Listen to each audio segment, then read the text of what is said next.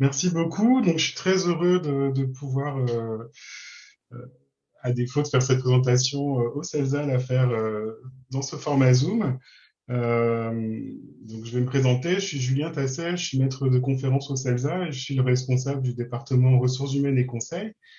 Et voilà, l'idée de cette présentation, c'est de vous présenter l'école, d'une part, et puis également les 3 années de formation au sein du département. Et pour ça, je vais être accompagné de 3 étudiants et étudiantes, Daniela Ribeiro Claro, Esteban Lobé et Clara Régent. Alors, c'est des étudiants qui sont dans nos Master 1 et Master 2 et qui, du coup, vont pouvoir vous présenter à la fois le parcours général au CELSA et puis les différentes options dans lesquelles ils effectuent leurs études.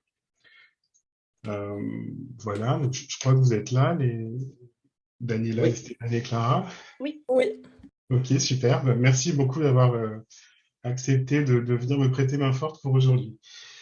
Donc, je vais dérouler, puis je vous donnerai la parole, comme je vous l'ai dit par mail, à certains moments, mais n'hésitez pas à intervenir à d'autres moments si vous le souhaitez. Alors, d'une part, vous présenter le CELSA en quelques mots, hein, sachant que le temps qu'on a pour cette présentation est relativement court. Donc voilà, puisqu'on ne peut pas se retrouver là-bas, voilà une belle image de la façade de l'école et une image du jardin qui est assez agréable l'été, et des salles de cours que vous pouvez voir en face, hein, les salles sur les coursives, et puis l'amphithéâtre juste en face. Qu'est-ce que le CELSA? Maintenant que vous en avez vu un petit aperçu, finalement, le CELSA, c'est une grande école au sein d'une université. Donc c'est quelque chose de tout à fait spécifique hein, dans le paysage académique en France. C'est une grande école qui est publique, qui est interne à la faculté des lettres de Sorbonne Université. Ça veut dire que en tant qu'établissement et en tant qu'école, on a cette double culture, à la fois une culture universitaire et une culture de grande école, et qu'on essaie de mettre en place des formations qui ont une double exigence, une exigence très forte du point de vue académique et du point de vue de la recherche, et une exigence non moins forte du point de vue de la professionnalisation de nos étudiants. On est une institution qui date de 1957. Hein. C'est vrai que à l'époque déjà, dès l'origine de l'école, le projet c'était de faire en sorte que les étudiants de l'université puissent accéder en fait au monde de l'entreprise. Et donc le SALSA a été créé à la fois avec des universitaires et par des chefs d'entreprise, notamment L'Oréal par exemple. Donc depuis ces années-là, depuis 1957, on est très connu en particulier sur le domaine de la communication, mais on dispense aussi des formations dans le domaine de la publicité, des ressources humaines, dès l'origine de l'école, hein, des médias, du marketing et évidemment du journalisme, car nous avons aussi une école de journalisme. On délivre des diplômes de différents niveaux en fait, des diplômes de licence, des diplômes de master. On délivre aussi le diplôme de magistère en communication, hein, qui est un diplôme unique en France. Et puis, on forme aussi à la recherche hein, avec des études doctorales, master recherche puis doctorat. Et il y a aussi des formations qui s'adressent plus précisément à des professionnels qui reviennent se former chez nous, en particulier donc des master 2 qui sont dédiés aux professionnels, et puis un master spécialisé sur l'entrepreneuriat et le Executive MBA, qui est une manière de se former quand on veut atteindre des postes à dimension stratégique hein, dans une carrière. Comme toutes les grandes écoles, on a également finalement un dispositif qui accompagne nos étudiants vers l'entrepreneuriat. Et donc, ça se fait au niveau de Pépite, hein, du pôle étudiant pour l'innovation, le transfert et l'entrepreneuriat de Sorbonne Université. Et on a également des diplômes qui sont spécifiquement dédiés à l'entrepreneuriat. Je vais un peu vite, mais évidemment, si vous nous rejoignez et si ces éléments vous intéressent, on aura tout le temps d'en discuter. Donc, cette grande école hein, au sein de l'université, c'est comme je vous disais, quelque chose de tout à fait original et de tout à fait unique, ce qui fait qu'on est très attaché à notre mission de service public. Et notre mission, pour nous, c'est avant tout dispenser des enseignements qui allient des savoir-faire à la fois professionnels et universitaires, avec l'appui des sciences humaines et sociales, puisqu'on est un pôle très interdisciplinaire, mais en particulier des sciences de l'information et de la communication, qui est notre discipline de rattachement académique. Ça veut dire que les enseignants-chercheurs qui vont vous donner cours sont des enseignants-chercheurs qui cherchent à comprendre la société, l'évolution des entreprises et des médias du point de vue des sciences de l'information et de la communication. Donc, on allie en fait dans tous nos programmes cette double démarche, cette recherche fondamentale et appliquée, puisque nous sommes des chercheurs, nous sommes des enseignants-chercheurs, et l'idée, c'est de faire bénéficier tous nos publics de ce regard. Ça, c'est une première chose. Et d'autre part, il y a une grande partie des cours au CELSA qui sont portés par des professionnels, donc des personnes qui sont dans le domaine de la communication, des ressources humaines, du conseil, hein, ce qui nous intéresse dans ce département, et qui du coup sont à même de vous apporter les toutes dernières innovations, les toutes dernières idées hein, qui sont au cœur de la transformation de leur métier. En tant que grande école de service public, ce qui est important pour nous, c'est également d'accueillir un public diversifié. Hein. On s'adresse à la fois à des étudiants de formation initiale, donc des étudiants qui sont dans leurs études, hein, dans la trajectoire de leurs études, mais on s'adresse aussi à des étudiants qui vont reprendre des études, qui après 5, 10 ans, 15 ans en entreprise, 20 ans en entreprise, vont refaire un parcours diplômant avec nous. Ce qui est également très important pour nous, c'est la question de l'ouverture et de la mobilité internationale. Je vais vous présenter ça un peu plus tard dans le parcours, mais c'est vrai qu'en tant qu'étudiant au CELSA, vous avez voilà, beaucoup d'opportunités de bouger, d'aller faire un semestre d'études ou un stage, par exemple, à l'étranger.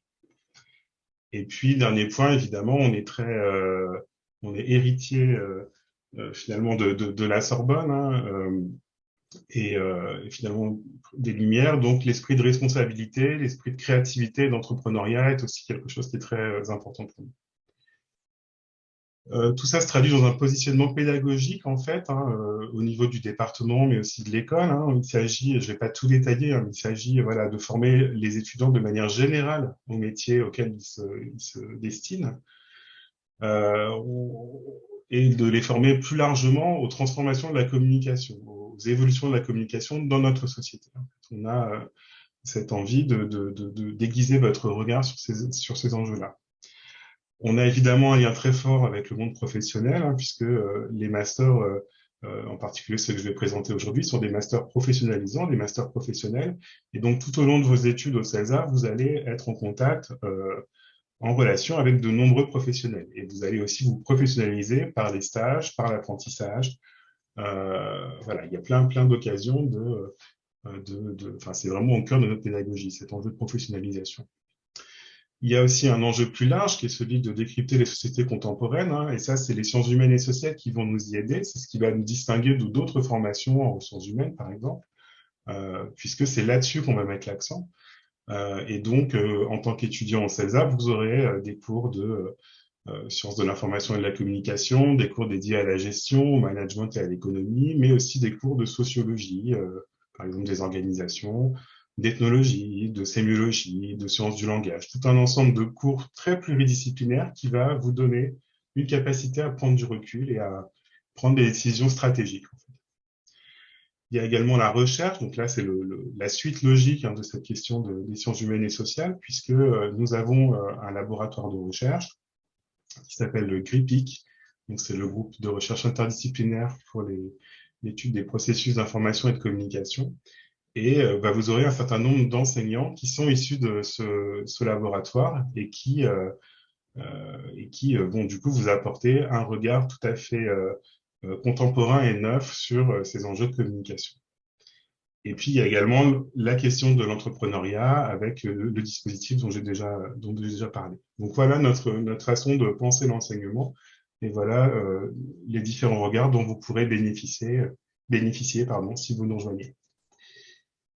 Évidemment, pas d'école sans étudiants et nos étudiants sont formidables. Ils sont surtout très engagés, alors à la fois dans leurs études hein, et puis même au-delà de leurs études, mais aussi dans la vie de l'école. C'est quelque chose de tout à fait essentiel pour nous. On a un bureau des étudiants et un certain nombre d'associations. Alors là, je vous ai mis en illustration quelque chose que j'ai trouvé sur la page Facebook du BDE, qui correspond à plusieurs associations qui existent actuellement au CELSA. Ça change un peu tous les ans parce qu'il y a des créations d'associations tous les ans. Mais vous voyez qu'il y a des associations qui sont liées au théâtre, à la photographie, aux enjeux de genre et LGBT, aux questions de la gastronomie, je crois. Euh, on a une troupe de théâtre qui s'appelle l'Entracte. Voilà, il y a un certain nombre d'associations et peut-être que les étudiants pourront vous en dire plus que moi sur ce point-là. On a également une junior entreprise qui s'appelle Junior Communication, qui existe depuis longtemps et qui est très reconnue en fait dans le, dans le monde des juniors entreprises, qui a gagné de nombreux prix.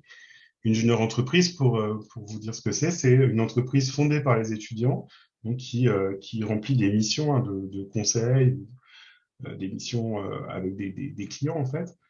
Donc des missions dans notre domaine, dans nos domaines d'enseignement, dans le domaine des ressources humaines, dans le domaine de la communication, dans le domaine du marketing. Et c'est pour les étudiants finalement une manière de se faire la main, d'avoir des premières expériences et des premiers clients dans les domaines qui les intéressent. Donc c'est quelque chose d'extrêmement formateur et de très riche. Pas de grande école non plus sans un réseau d'anciens, d'alumni. Et on a un réseau effectivement très dynamique. Comme vous pouvez le voir, c'est un réseau, CELSA Alumni et Sorbonne Université, c'est un réseau de plus de 10 000 anciens et anciennes qui sont actifs dans France et dans le monde avec des sous-groupes. C'est une manière voilà, de fédérer les anciens de l'école et puis également de faire du réseau, de faire du lien. Donc, il y a beaucoup d'événements qui sont organisés, des rencontres, des after-work, un TEDx notamment, des masterclass, la possibilité de coaching et de mentoring, beaucoup de choses en fait qui sont portées par nos anciens et dont nous sommes très proches également dans l'élaboration de nos programmes. Voilà, plus d'infos si ça vous intéresse sur celsa-alumni.com. Quelques chiffres pour finir sur l'école. Je ne vais pas tout détailler, mais peut-être que ce qui est intéressant pour vous, c'est de vous dire que le CELSA, c'est 600 étudiants en formation initiale et 134 apprentis tous les ans. C'est également pas mal d'inscrits au concours. Je vous laisse regarder les chiffres en licence 3 et en master 2. Mais c'est aussi voilà, une pédagogie particulière qui s'incarne dans des petites formations, ce qui va aussi nous distinguer d'autres centres de formation, puisque nos classes comportent au maximum 25 étudiants. C'est ce que j'ai à dire. Je vais pas détailler beaucoup plus, mais dites-vous également que voilà, il y a 82 chercheurs et chercheuses qui donnent des cours à l'école, en plus des nombreux professionnels qui tous les ans viennent enseigner. En matière d'insertion professionnelle, c'est aussi une école très riche et très dynamique, puisqu'on a énormément d'offres de stage, plus de 2000 cette année, 850 offres d'apprentissage, 450 offres d'emploi, 45 entreprises qui sont membres de nos forums virtuels pour l'emploi, pour trouver des stagiaires et des apprentis. Et donc c'est une formation très professionnalisante puisque si on compte les différents stages, les différents apprentissages, les différentes possibilités de DU ou de césure, vous pouvez faire jusqu'à 18 mois maximum de stage et d'apprentissage sur nos 3 années de formation. Un salaire moyen sorti de l'école qui est de 34 000 euros et des étudiants qui trouvent très rapidement en fait un emploi puisque moins de 2 mois après la sortie de l'école, plus des 3 quarts des étudiants sont en poste en fait. Donc ça, c'est quelque chose de tout à fait remarquable.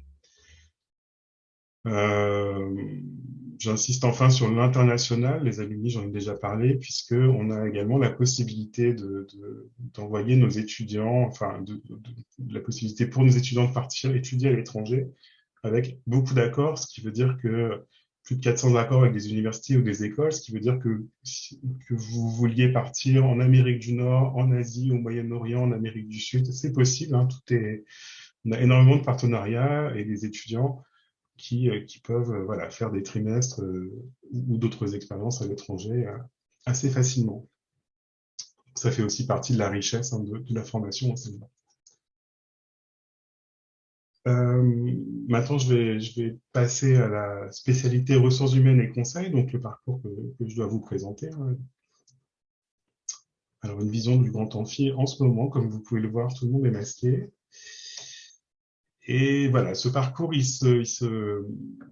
bah, il se déploie sur 3 années, en fait, comme tous les parcours au sein du CELSA, avec 2 possibilités d'admission différentes. soit vous rentrez en troisième année de licence et vous faites 3 années euh, avec nous, un parcours qui dure 3 ans, un parcours de formation de 3 ans, soit vous rentrez en deuxième année de master et vous faites une formation pour une année. Donc voilà comment ça se passe globalement. Donc vous rentrez, le parcours c'est 3 années, la troisième année de licence, la première année de master et la deuxième année de master avec une spécialisation. Comment est construit ce parcours? Il est construit finalement un peu en entonnoir avec l'idée de vous professionnaliser de plus en plus, hein. En licence, vous allez avoir des cours qui sont très généralistes. Vous allez avoir les trois quarts de la formation qui sont dédiés aux sciences humaines et sociales et à un parcours académique en général, hein, avec des cours, comme je vous l'ai dit, de sociologie, de sciences de l'infocom, de sciences du langage, de sémiologie, d'histoire des sciences, d'économie, de gestion, enfin des choses vraiment très larges pour vous donner un regard très ouvert en fait sur la société en général et sur les entreprises en particulier. C'est quelque chose qui est commun à tous les étudiants qui rentrent en licence, quel que soit le parcours qu'ils choisissent, hein. C'est vraiment un tronc commun auquel on tient très fortement. Et c'est une licence qui n'est pas une licence professionnelle, mais une licence généraliste. Donc, il y a vraiment ce statut-là. À côté de cet enseignement généraliste, hein, et ce tronc commun de licence, vous avez un quart des enseignements qui sont dédiés à votre parcours de spécialité. Donc, pour ce qui nous intéresse, ressources humaines et conseils. Donc là, ce sont des cours qui vont vous donner un premier regard sur les métiers auxquels vous vous destinez, sur le secteur d'activité auquel vous vous destinez. Par exemple, en licence, vous allez avoir des cours sur les syndicats, par exemple, ou sur le recrutement. Je vous donne des exemples comme ça, mais il y a d'autres cours, évidemment. L'idée, c'est de vous donner un premier regard, une première vision des métiers pour que vous puissiez mieux les comprendre, et une première vision du domaine professionnel au sens large euh, qui vous, qui sera le vôtre. Euh, la licence, traditionnellement, c'est un moment très fort pour les étudiants pour s'investir dans la vie associative, voilà, pour les associations, pour le BDE.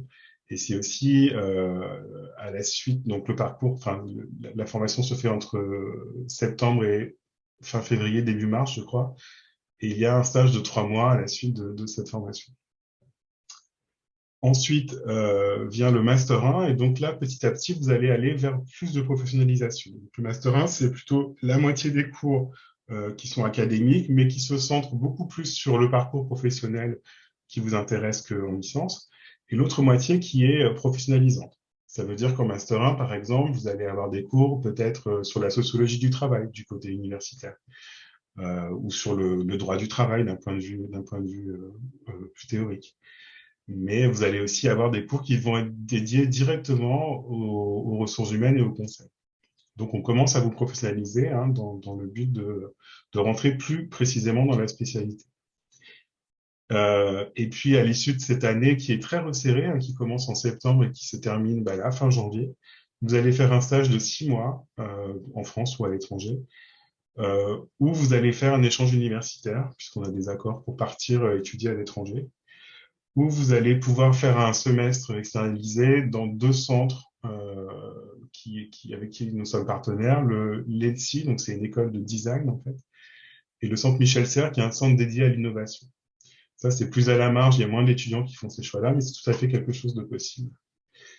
Et puis, ensuite vient le Master 2, donc nos deux Master 2, donc il y a deux options dans ce département, une option dédiée aux ressources humaines et une option dédiée au conseil.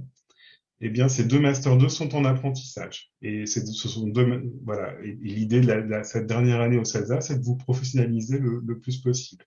Donc là, les trois quarts des cours deviennent professionnalisants. Les cours sont également beaucoup plus approfondis, hein. Il s'agit de faire le tour de ces métiers, hein, et d'approfondir vraiment les aspects professionnels. Et puis, ce sont des cours qui sont, comme souvent au CELSA, mais encore plus en Master 2, qui ne sont pas descendants, hein, puisque vous êtes en apprentissage, vous allez avoir des expériences très importantes et les choses vont plutôt se nouer avec les enseignants sous la forme d'une discussion entre professionnels. Et donc, c'est une année qui se passe en apprentissage avec une durée d'apprentissage d'à peu près 9 mois ou plus. C'est 6 mois ou plus, je crois, parce que je crois que ça a changé.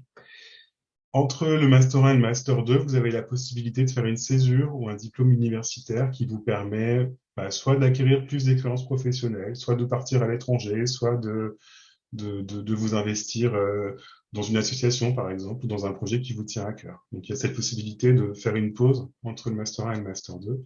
Et cette possibilité est aussi offerte après le Master 2. On offre un support pour un autre diplôme universitaire. Voilà en gros le parcours sur 3 ans en fait au sein du département ressources humaines et conseil.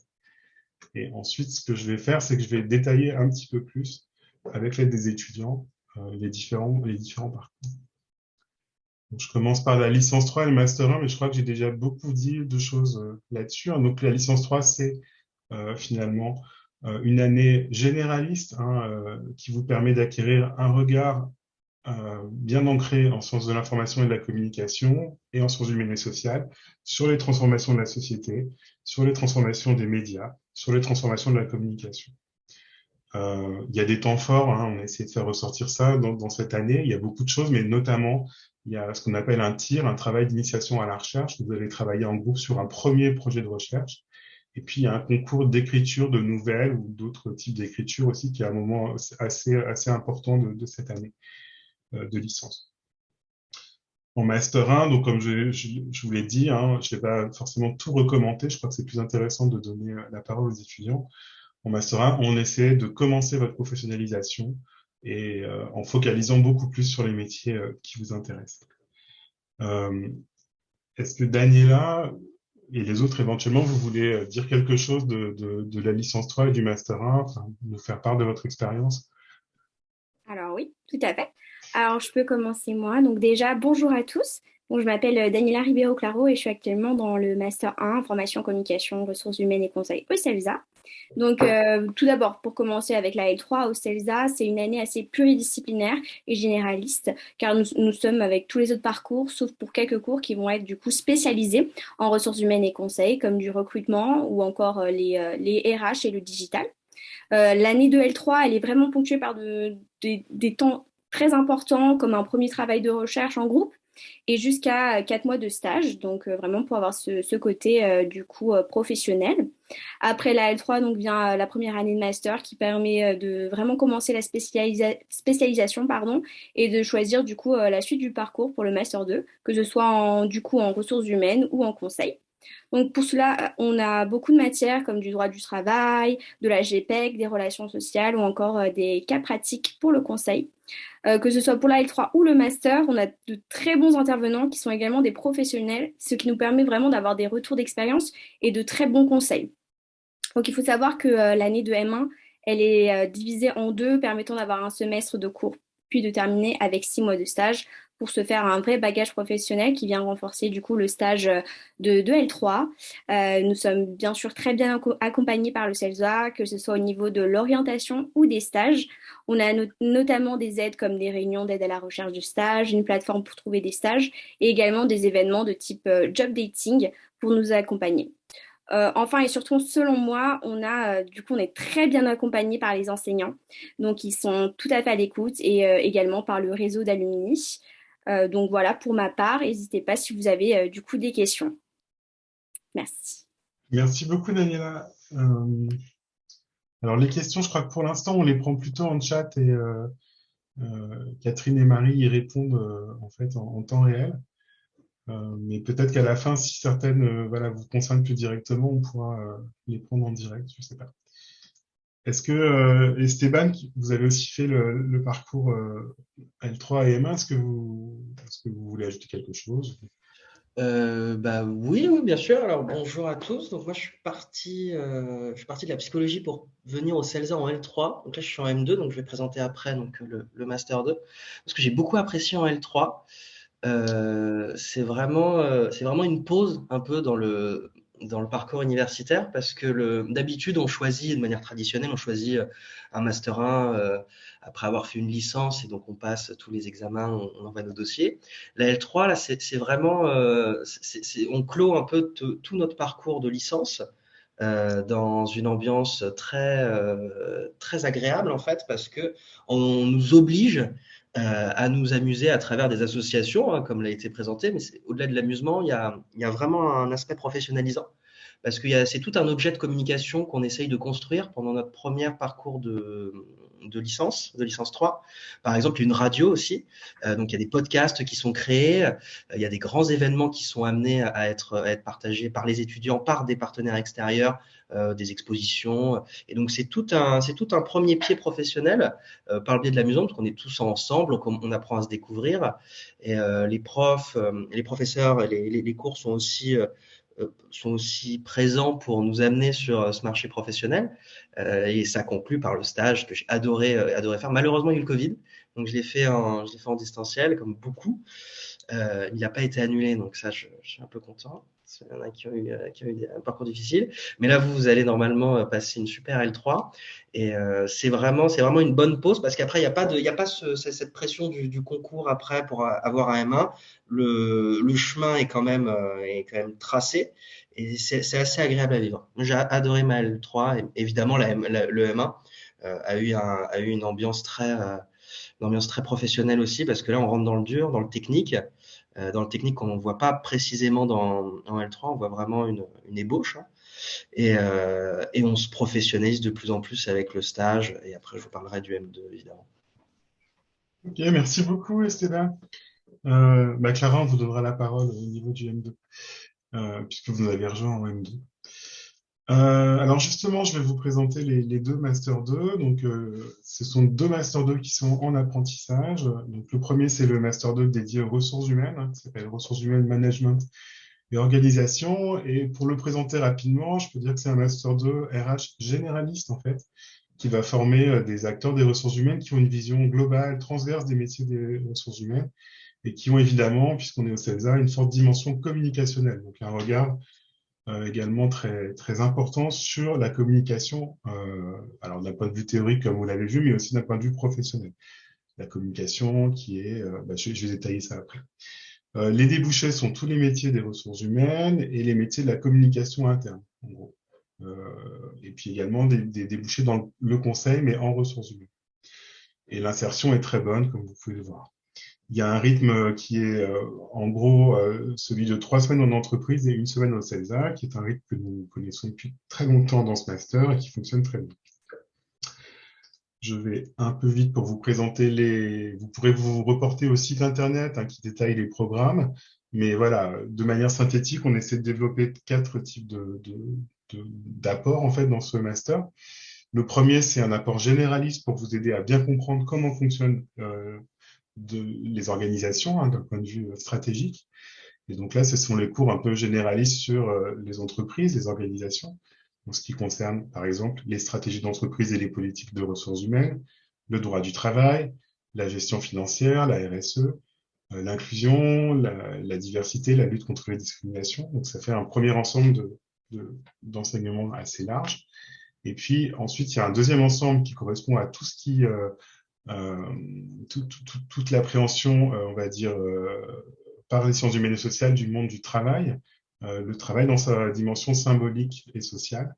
Donc, ce sont les cours en sciences de l'information et communication, les cours en sociologie, on vous apprend à poser un diagnostic sociologique, les cours sur les cultures d'entreprise, les cours sur l'éthique et la déontologie, des groupes d'analyse de pratiques professionnelles qu'on met en place aussi pour analyser ce qui se passe dans votre entreprise, en fait, pendant votre apprentissage.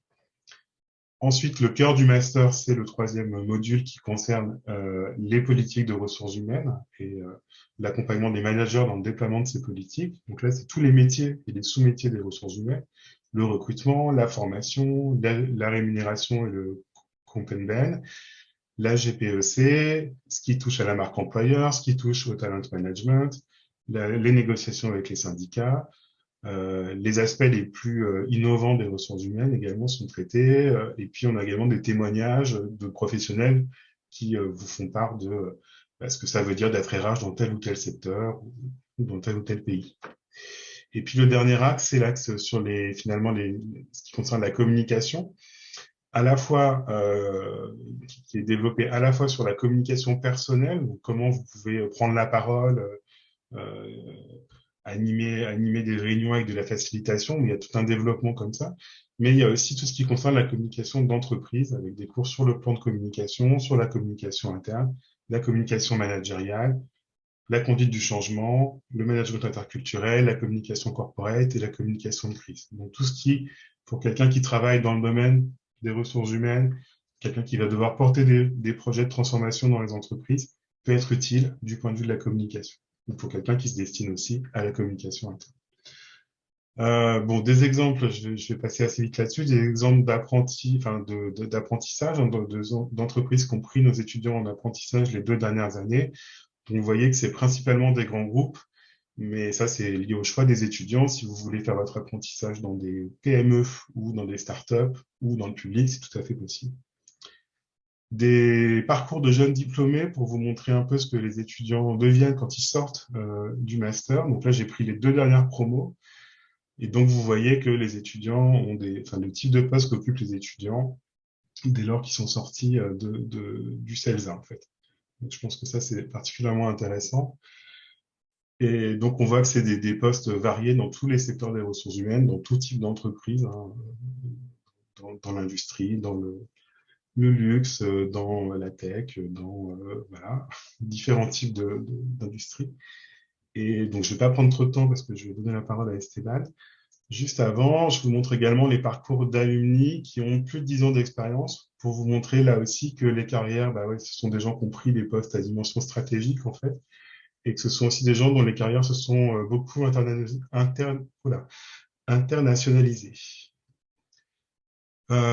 Voilà, Esteban, je vous redonne la parole au sujet du Master 2 cette fois-ci. Alors, pour le Master 2, je vais quand même mettre ma caméra, c'est plus agréable. Oui, c'est mieux, merci.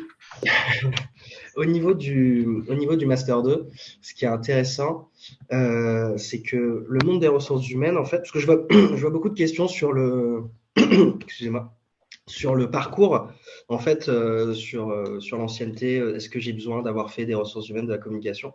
Bah, pas énormément, en fait. C'est même très intéressant d'avoir des profils qui viennent de partout, que ce soit de prépa, d'IUT, de sciences sociales, d'économie, de droit, beaucoup, de psychologie, parce qu'en fait, la technicité en fait qu'on apprend en master 2, en stage, donc tout, c'est pas des choses c'est pas des critères qui vont vous apporter le métier des ressources humaines. Vous allez l'apprendre sur le terrain.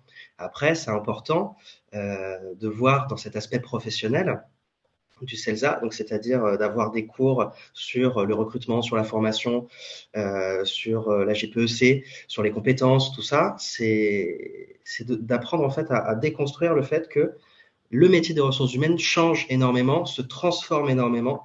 C'est-à-dire que tous les gens que j'ai vus qui sont arrivés là en M2 et qui sont aussi venus depuis la L3, tous mes collègues, en fait, il y a aussi un intérêt de vouloir toujours transformer en fait les ressources humaines, faire du développement RH toujours. Donc ça, c'est quelque chose d'important si vous voulez venir dans ce master 2. C'est même quand vous voyez hein, les carrières des personnes qui ont fait le CELSA, c'est de ne pas se bloquer en fait à la gestion administrative de ressources humaines. Moi, c'est quelque chose qui me gênait beaucoup. Et j'avais aussi cette vision-là des RH, mais pas du tout en fait. Pas du tout. Il y a vraiment une volonté de transformation, de développement des ressources humaines, de ce que c'est. C'est quoi une équipe, c'est quoi une compétence de tech, comment dans 10 ans cette entreprise-là va se positionner sur ce marché-là. En fait, c'est très stratégique. Et après, il n'y a pas que ça, il y a aussi beaucoup le recrutement et évidemment la digitalisation. Et ça, c'est là où le CELSA est top là-dessus. C'est toute cette empreinte universitaire de sciences de l'infocom qui se combine à la professionnalisation de nos enseignants et de nos expériences, en fait, qui nous donne le luxe d'être dans la découverte des tendances digitales, toujours, et d'avoir ce regard critique sur quels outils on va utiliser pour communiquer, pour organiser, pour manager. Et c'est une vraie chance, en fait, d'avoir ce temps disponible de par nos enseignements et de par la formation en elle-même pour nous laisser réfléchir à tout ça, échanger énormément parce que les travaux de groupe sont prédominants de la L3 au M2 et donc le rythme est quand même très difficile parce qu'il y a l'alternance plus les cours, mais c'est un plaisir parce qu'on se retrouve après 3 semaines d'entreprise et après on fait nos groupes ensemble Et ça joue beaucoup et on est beaucoup mis en situation. On déconstruit beaucoup en fait ce qui s'est passé pendant nos 3 semaines d'entreprise en cours par le prisme des professeurs qui ont fait le CELSA aussi.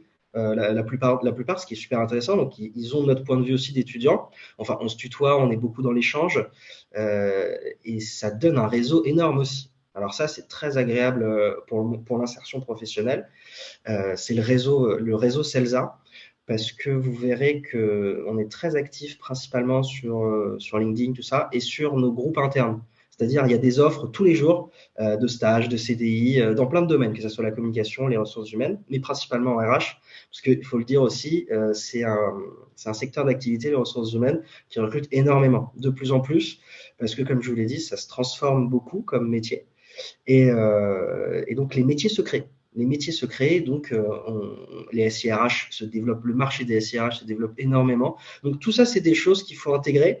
Et il ne faut pas se dire il faut avoir telle ou telle compétence pour pouvoir accéder à ce master-là. Non, c'est plus un état de pensée, d'ouverture, de bienveillance surtout, parce que c'est très important la bienveillance au CELSA et dans les ressources humaines.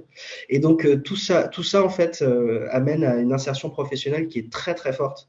Là, je sais que déjà les M1 pourront vous en parler aussi, mais les M1 ont trouvé leur stage en quelques mois. Nous, nos alternances, on les a trouvés très très rapidement. Personne ne s'est retrouvé sur le carreau. C'était même inimaginable, hein. On avait des offres tous les jours. Et il faut partir du principe voilà, que les RH, c'est un métier qui se transforme, qui évolue. Et c'est pour ça que le CELSA a bien capté cette notion parce qu'il mélange université et professionnalisme. Et ça crée quelque chose de très formateur et ça donne de bons outils et de bonnes armes en fait pour rentrer après dans le marché du travail. Parce que le CELSA vous abandonne pas, il reste avec vous jusqu'à la fin. Et on peut revenir aussi, faire des interventions, reparler avec les anciens étudiants et même les professeurs qui restent très proches en fait des parcours des étudiants. Merci beaucoup, Esteban. Peut-être en 30 secondes dire, enfin, en tant qu'apprenti où vous travaillez, enfin, Ah oui, exact, je me suis pas du tout présenté. Alors moi, je suis en développement RH formation dans un cabinet de conseil en transformation digitale qui s'appelle OnePoint. Donc voilà aussi, c'est important. Enfin, c'est pas conseil et ressources humaines. Les deux masters s'imbriquent aussi dans les parcours professionnels parce que on peut faire du conseil en ressources humaines, on peut travailler en cabinet de conseil aussi en étant RH en fonction support et c'est super intéressant de mettre en opposition le cabinet de conseil et l'entreprise et de voir ce qui est pertinent en fait dans les missions. Voilà. merci beaucoup, merci beaucoup.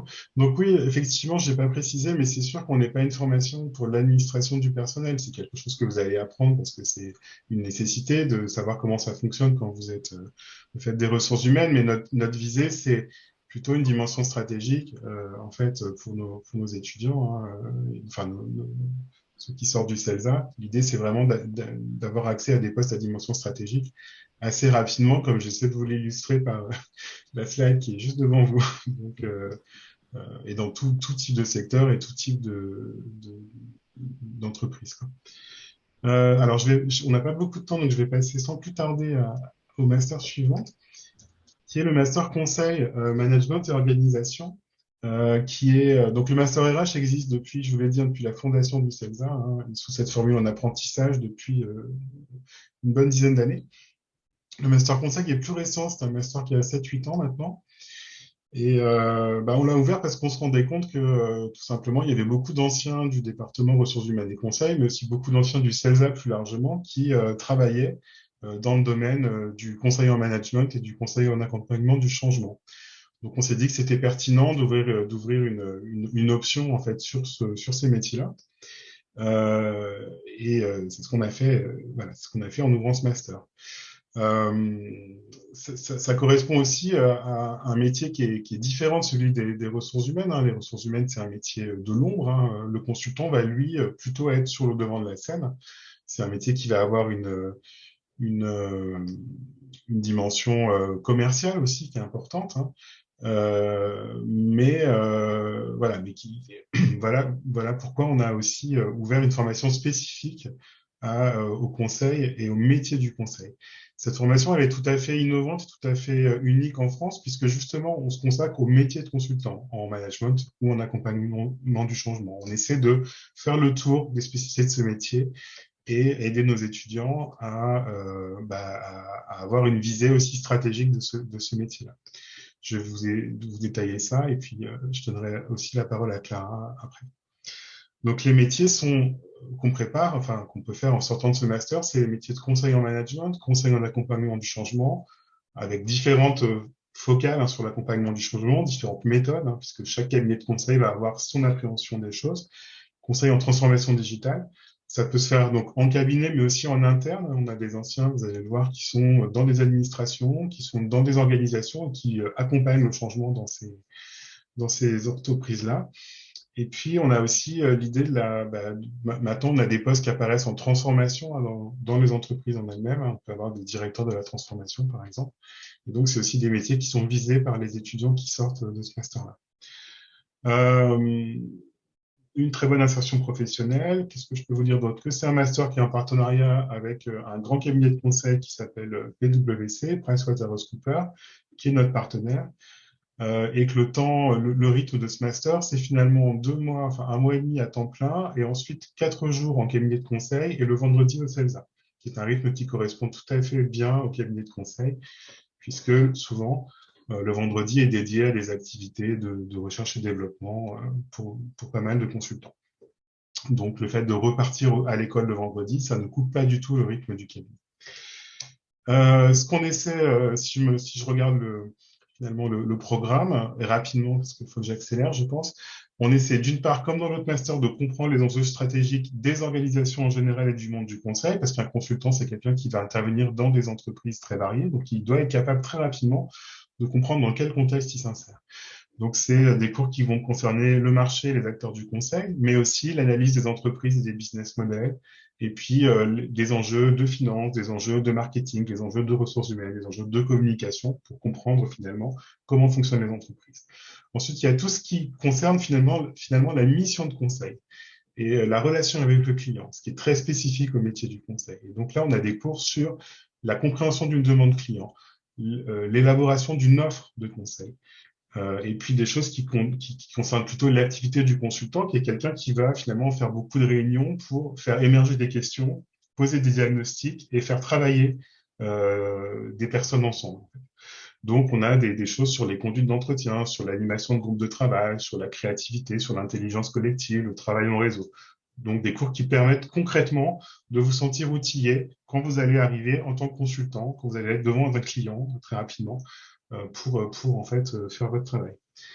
Ensuite, il y a tout ce qui concerne l'analyse d'une situation, le diagnostic. Donc là, c'est les sciences humaines et sociales qui reviennent en fait comme appui pour comprendre comment une situation de travail peut être problématique, par exemple, ou une organisation peut être à améliorer, etc. Donc là, c'est à nouveau les sciences de l'information et de la communication, la sociologie de l'innovation, l'analyse des systèmes dans les entreprises, la communication d'entreprise, etc. Et puis enfin, il y a tout ce qui concerne le savoir-être du consultant. Comme je vous l'ai dit, c'est quelqu'un un consultant, c'est quelqu'un qui est souvent sur la scène, sur le devant de la scène. Il doit restituer les travaux, il doit animer les équipes et les groupes.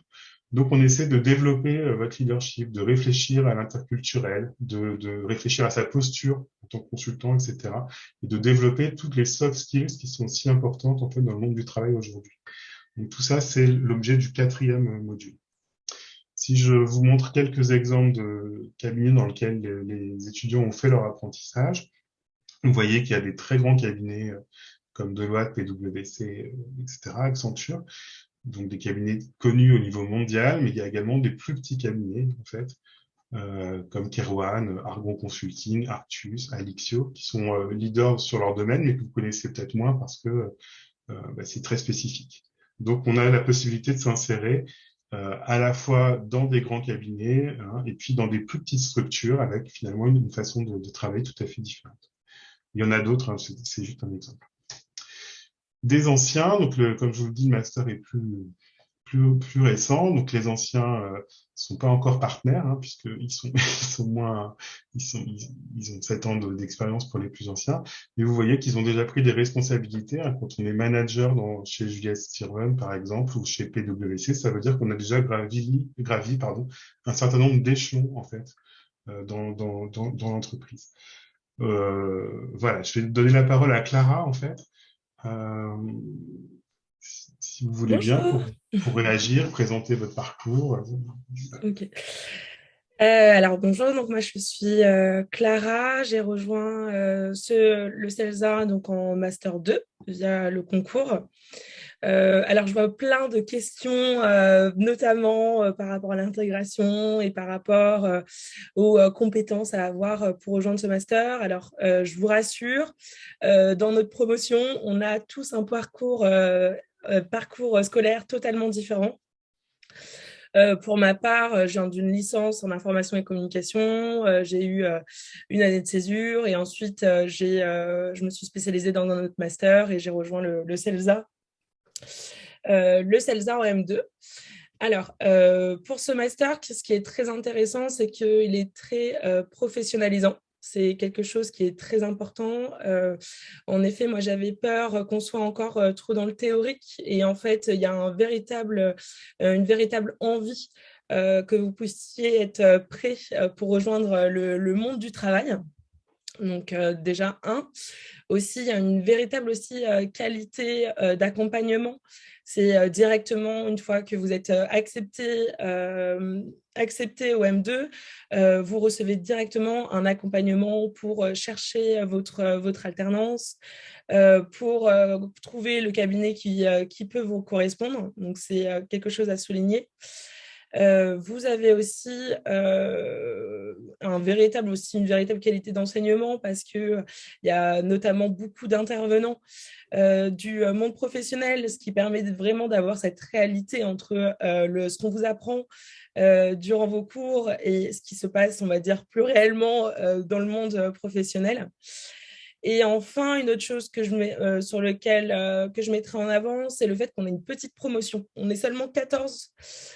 Et ce qui vraiment on va dire, fait la différence par rapport notamment aux autres masters, enfin mon master de M1 que j'avais fait, c'est vraiment la taille de cette promotion vous permet, de créer des liens avec vos camarades et de avoir vraiment une bonne relation avec les intervenants, les professeurs et de vraiment développer vos compétences durant ces cours.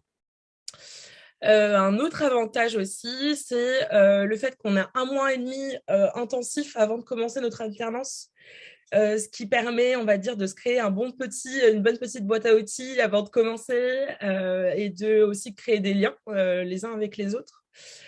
Et aussi le fait que le rythme de l'alternance soit seulement 4 jours en entreprise et 1 jour à l'école, c'est tout à fait envisageable. Vous ne vous sentez pas débordé, vous n'avez pas le stress aussi d'avoir trop de devoirs à rendre en cours.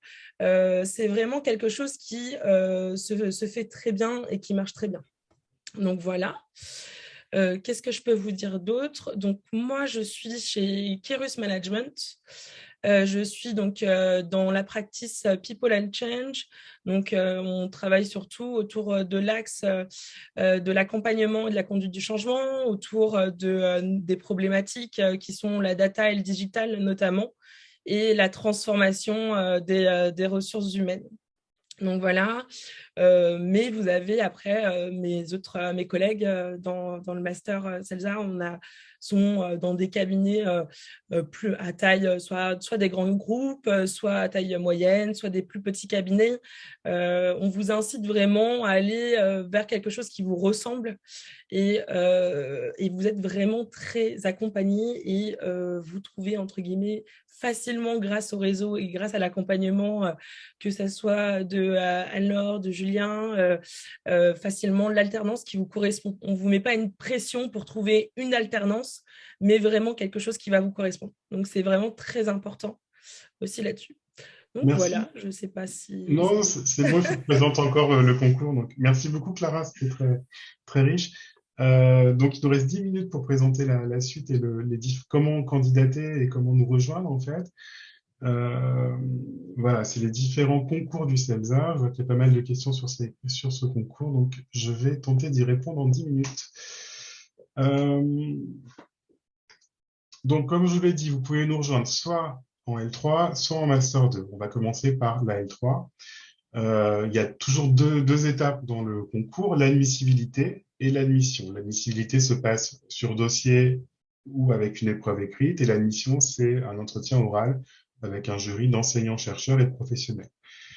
Il y a plusieurs voies pour rejoindre la L3. La première voie, c'est la voie générale, en fait. C'est la voie la plus large, en fait, pour nous rejoindre. Pour rentrer en L3 en voie générale, il faut avoir 2 années minimum, et ça peut être plus, hein, pour répondre à une question, d'études supérieures. Hein. Il faut avoir validé 2 années d'études supérieures. Il faut remplir un dossier d'admission qui sera en ligne sur notre plateforme.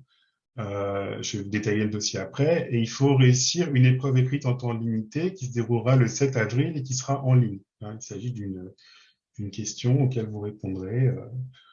Et voilà. Avant, on faisait ça à Arcueil à la maison des examens. Maintenant, ça se passe intégralement en ligne. Donc ça, c'est la voie la plus générale. Ensuite, il y a des voies qui sont des voies spécifiques. Il y en a plusieurs. Il y a d'abord la voie interne de Sorbonne Université, pour y candidater, il faut être inscrit euh, à Sorbonne Université, avoir suivi tous les enseignements, remplir un dossier d'admission sur la plateforme et avoir 12 de moyenne par semestre. Vous retrouverez tous ces éléments sur le site du CELSA de manière plus détaillée.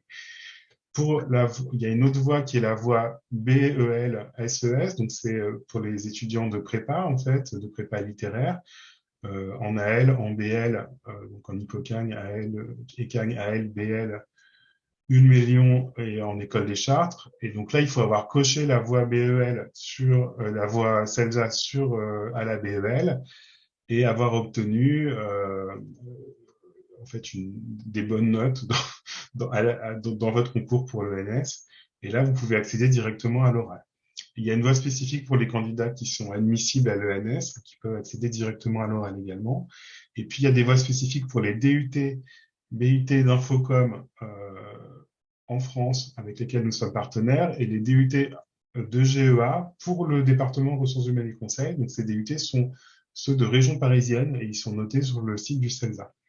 Il y a également dans cette voie les BTS communication. Donc là, pour cette voie-là, en fait, on a une procédure d'admission qui est spécifique. Il faut en fait être inscrit dans ces formations-là, remplir un dossier d'admission sur la plateforme, être recommandé par votre chef d'établissement. Normalement, vos professeurs vous ont bien expliqué le processus. Et après l'examen des dossiers, nous retenons une cinquantaine de candidatures, toutes options confondues. Donc voilà la phase d'admissibilité. Pour l'admission, il s'agit toujours d'un entretien avec un jury, un oral en fait d'admission. Et l'idée de cet entretien, c'est de comprendre pourquoi vous voulez postuler dans nos formations en CELSA, qu'est-ce qu'on peut vous apporter, comprendre qui vous êtes, comprendre votre projet professionnel. C'est essentiellement ça qu'on va tester. Le fameux dossier dont je vous ai parlé, voilà comment il est composé. Il faut vos relevés de notes du baccalauréat et des 2 semestres de L1, un curriculum vitae, un questionnaire de motivation dont vous trouverez en fait vous le trouverez sur la plateforme dès qu'elle sera ouverte, et un commentaire personnel sur une réalisation individuelle permettant d'éclairer votre candidature. Cette réalisation, ça peut être quelque chose dans vos études, ça peut être quelque chose dans votre vie personnelle, ou en tant que citoyen, ou quelque chose d'associatif. Ça peut être quelque chose de professionnel qui s'est fait dans un stage, par exemple. Il faudra expliquer de manière synthétique pourquoi cette chose-là vous semble être un atout pour votre candidature. Vous pouvez parler de quelque chose de collectif, mais dans ce cas-là, il faut bien détailler votre contribution personnelle. Qu'est-ce que vous avez fait s'il s'agit d'un projet collectif? Comment vous y avez pris part et qu'est-ce que vous y avez apporté? Voilà pour ça. L'origine des étudiants, bon, il faut juste retenir que les étudiants, on n'a pas d'origine spécifique. On a des étudiants qui viennent de prépa, des étudiants qui viennent de toutes les études universitaires. Hein, on n'a pas, on ne vise pas il n'y a pas une formation spécifique pour faire le CELSA. Au contraire, on est très ouvert sur tous les types de formations. Les DUT, les BTS, c'est pour ça qu'on a ouvert des voies spécifiques. Et Campus France, ce sont des étudiants qui sont à l'étranger. Voici les dates du concours d'entrée. Donc, l'ouverture d'inscription commence lundi. Et puis, vous regardez les différentes dates de clôture. Je ne vais pas les détailler, mais sachez que ça va être sur le site. C'est déjà sur le site du CELSA. Donc, vous pourrez retrouver toutes ces informations sur le site du CELSA. En Master 2, il faut avoir, les critères, c'est d'avoir suivi avec succès 4 années d'études supérieures. Il faut faire un dossier à nouveau qui comporte lui aussi un CV, un questionnaire de motivation, la présentation de cette réalisation. Et puis, on va évaluer de la même façon les raisons pour lesquelles vous souhaitez nous rejoindre, votre parcours universitaire, votre projet de vie, votre projet professionnel, votre personnalité, éventuellement votre expérience professionnelle. Je précise que ce n'est pas bloquant pour entrer au CELSA en Master 2 et encore moins en licence 3 de ne pas avoir d'expérience professionnelle. On a des étudiants qui nous rejoignent sans avoir fait de stage. Ce n'est pas un problème. S'il y en a un, on regardera, évidemment, ça fera partie de l'évaluation. S'il y en a pas, on ne prendra pas en compte, tout simplement. On a aussi une voie interne. Dans ce cas-là, donc la voie interne Sorbonne Université, dans ce cas-là, il faut être inscrit en master recherche pour la faculté de lettres ou en master 2 pour la faculté de sciences et avoir 14 de moyenne. Et la deuxième étape, c'est l'admission avec cet entretien avec un jury. De la même façon, les étudiants ont des origines académiques très variées, lettres, sciences humaines, sciences éco, gestion, management, sciences politiques, droit, en particulier pour les RH, école de commerce ou tout autre type de formation. J'ai eu des étudiants qui ont fait des choses de l'histoire, des lettres classiques, des choses très variées, du design cette année. Donc, faut pas, il y a pas de critères. Faut pas vous censurer en fonction de ce que vous avez fait avant. Au contraire, on voit plutôt la diversité des parcours comme une grande richesse. De la même façon, la plateforme ouvre le 10 janvier et cette année en apprentissage, c'est beaucoup plus tôt que ce qu'on faisait auparavant. La clôture se fait le 7 février en voie générale et le 7 mars en voie interne. Donc ça, c'est très important de bien retenir ça. Toutes les infos sont sur le site également. Et quelque chose qui est très important également, c'est que pour entrer en apprentissage, il faut avoir moins de 30 ans au moment de la signature de son contrat. Donc, c'est quelque chose à avoir en tête également. Conseil pour le concours, être curieux, avoir une bonne culture générale, s'intéresser à l'actualité, s'intéresser au domaine professionnel dans lequel vous postulez, savoir analyser, synthétiser, avoir un projet professionnel structuré, aimer lire la bibliographie, aimer lire des ouvrages théoriques. Voilà, c'est des conseils assez simples. Pour toute information, vous pouvez rejoindre le groupe Facebook du BDE parce que les étudiants souvent, comme vous avez pu le voir, aiment vous donner des conseils et c'est tout à fait intéressant ce groupe pour se préparer au concours. Il y a également Catherine Jolis qui répond à toutes vos questions. Et le dernier point que je voulais donner, c'était l'adresse d'inscription sur la plateforme qui est cette adresse-là. Voilà, merci beaucoup. Désolé, c'est un peu rapide. J'espère que vous candidaterez nombreux et qu'on aura l'occasion de se rencontrer par le concours dans un premier temps et en vrai ensuite. Merci beaucoup, à très bientôt. Et merci à Daniela, Esteban et Clara de m'avoir accompagné. Merci beaucoup. Merci, au revoir. Merci, très au bonne revoir. journée. Bon courage à tous.